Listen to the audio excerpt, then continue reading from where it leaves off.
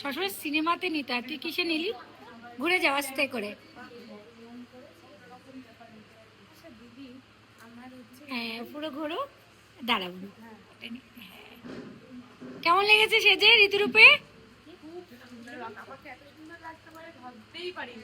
ওরে বাবা, thank you, thank you, thank you.